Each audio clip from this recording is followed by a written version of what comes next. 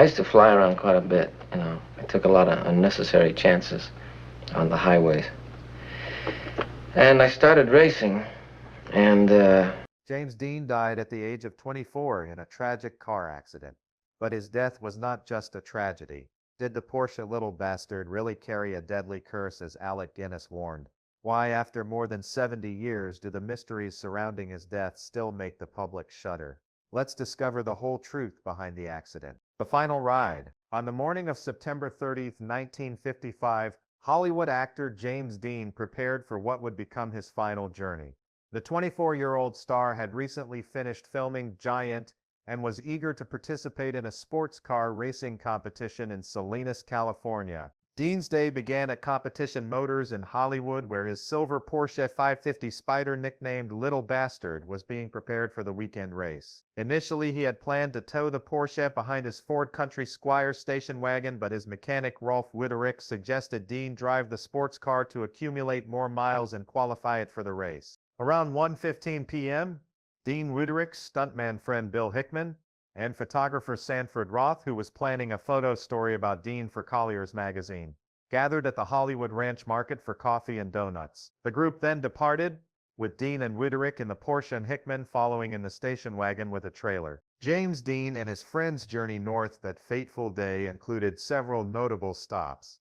At approximately 2:00 p.m., they stopped to refuel at a Mobil station in Sherman Oaks. Then, at 3:30 p.m., while traveling near Bakersfield, Dean was ticketed by California Highway Patrolman ODV Hunter for driving 65 mph in a...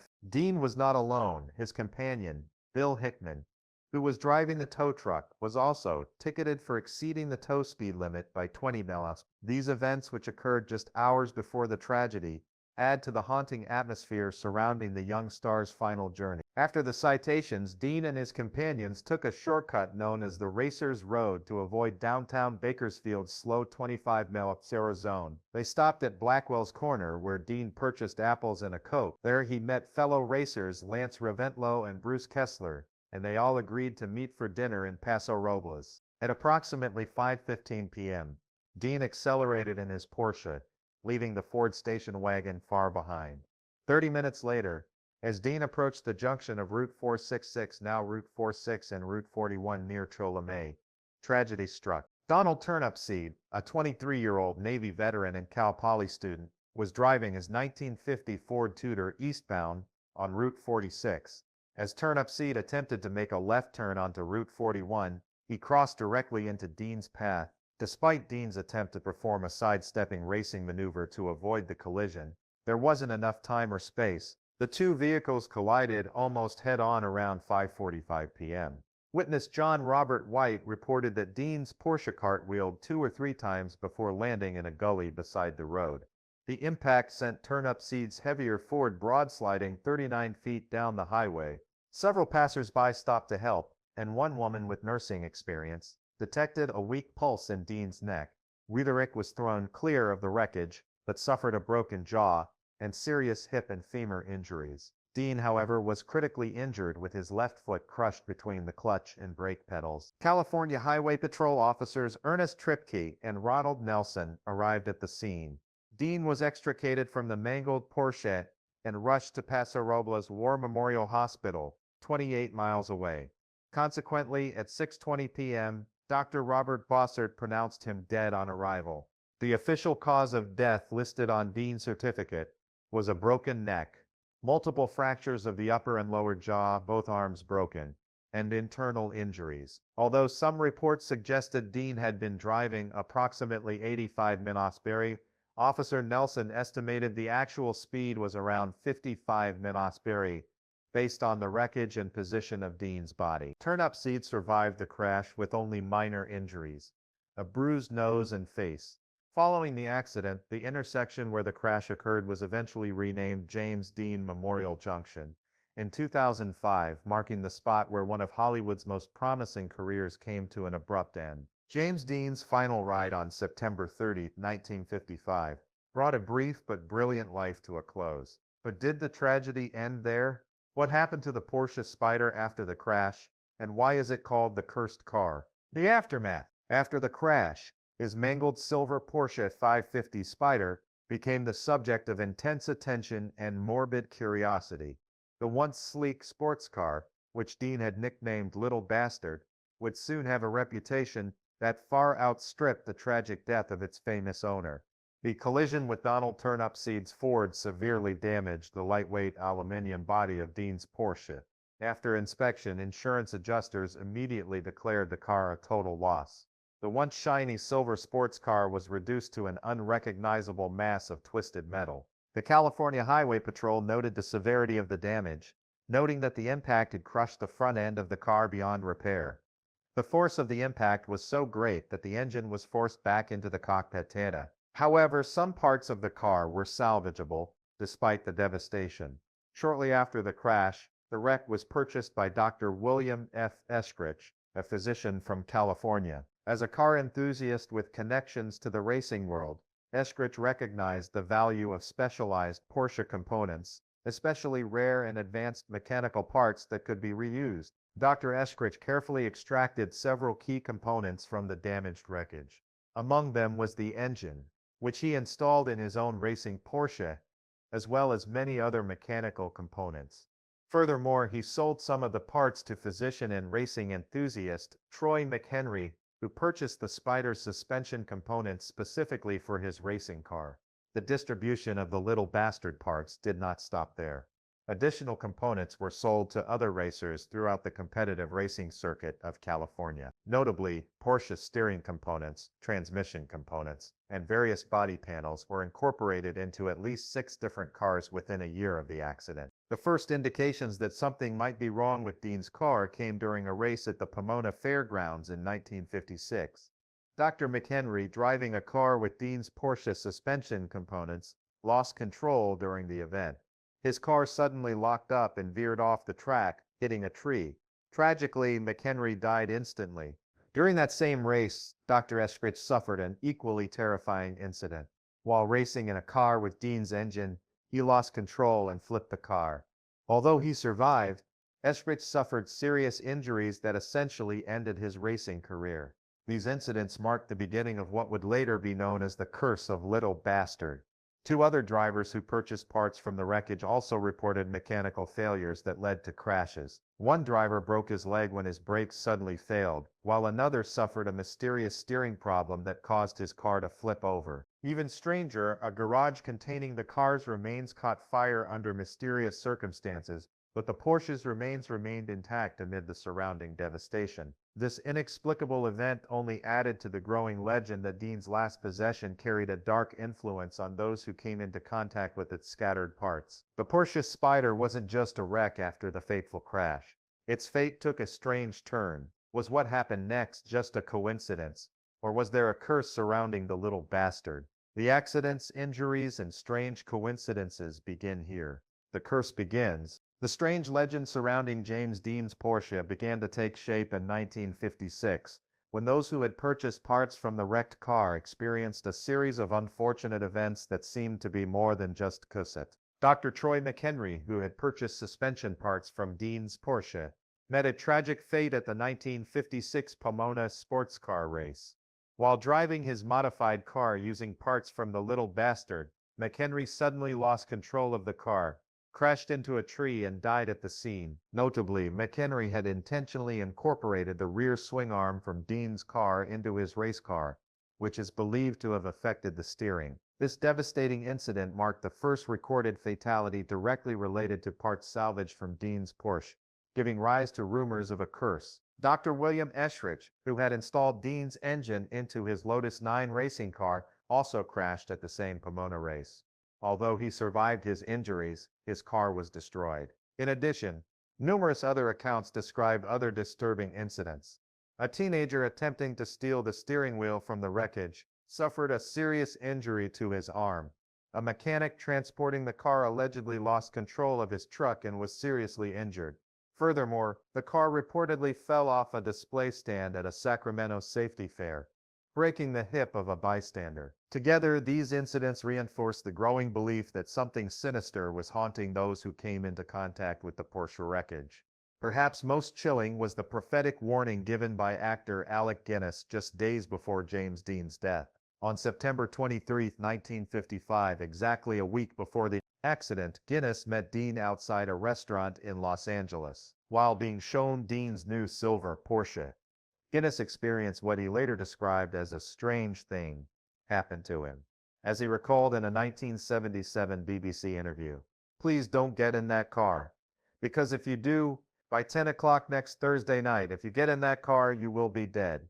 Dean laughed off this ominous prediction.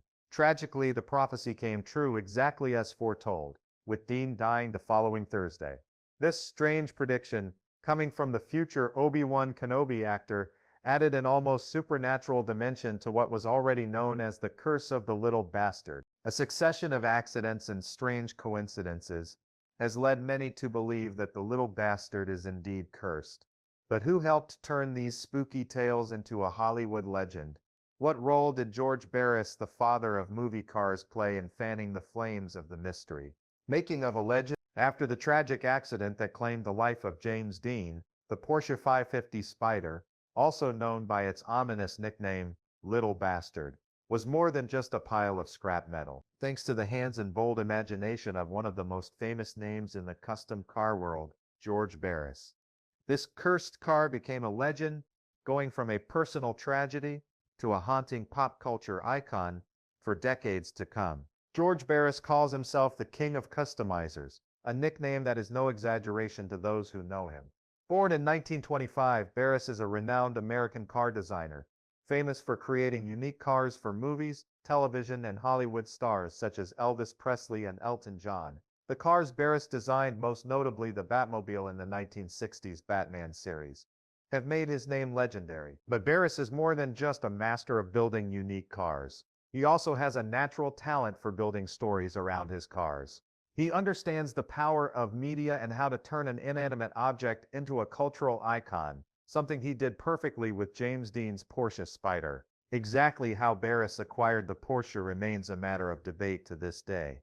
According to some accounts, George Barris purchased the wreck just days after the crash for around $2,500, a pretty penny for a mangled pile of metal at the time.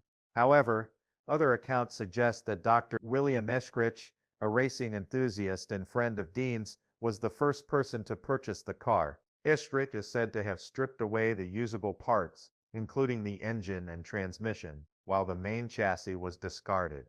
Still, Barris somehow emerged with a mangled section of the bodywork, which he declared Little Bastard. Some say Barris collected the scattered pieces and even added wooden planks to create the effect of a crash. From 1957 to 1959, Barris, in partnership with the Los Angeles branch of the National Safety Council, loaned the car to tour the United States to promote traffic safety. However, his presentation of the car was more sensational and dramatic than educational. The Porsche was displayed at auto shows, movie theaters, bowling alleys, and fairs, accompanied by a particularly creepy billboard. The last car driven by James Dean witnessed the deadly curse of Porsche. An enlarged replica of Dean's final speeding ticket was included, as evidence that the grim fate had been foretold. Barris even encouraged visitors to sit in the driver's seat, as if to communicate with the spirit of the doomed star, creating a haunting experience rarely seen at car shows of the time.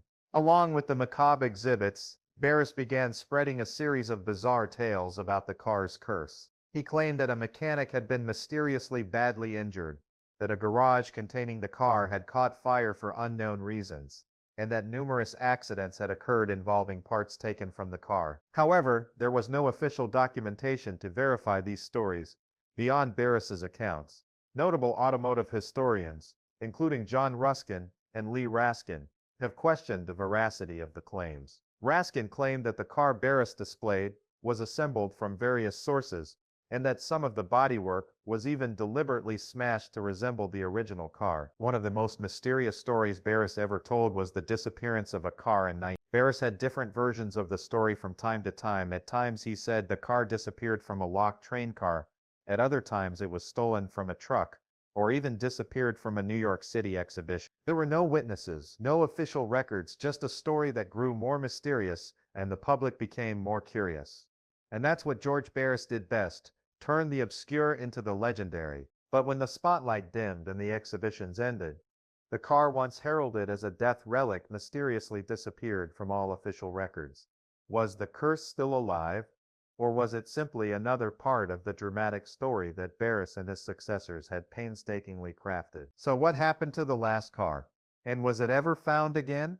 The journey to track down the Porsches is as thrilling as a detective movie with no end in sight. The Disappearance and Rediscovery. For decades, the whereabouts of James Dean's mangled Porsche remained one of Hollywood's most enduring mysteries, with the twisted metal seemingly vanishing into thin air. The saga of the disappearing Porsche began when George Barris claimed to be shipping the wreckage to a safety exhibit in 1960.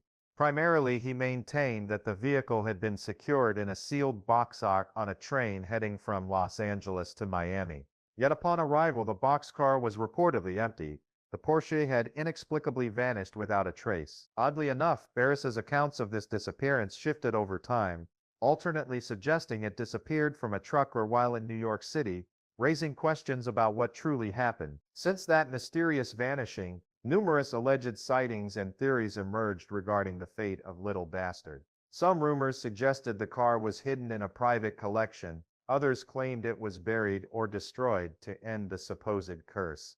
Throughout the 1970s and 1980s, several individuals claimed to possess parts from the famous vehicle, yet none could provide definitive authentication. Indeed, these claims merely added layers to the growing legend, rather than solving the mystery. The first concrete breakthrough came in 2020 when a Porsche 550 Spyder transaxle surfaced in Massachusetts.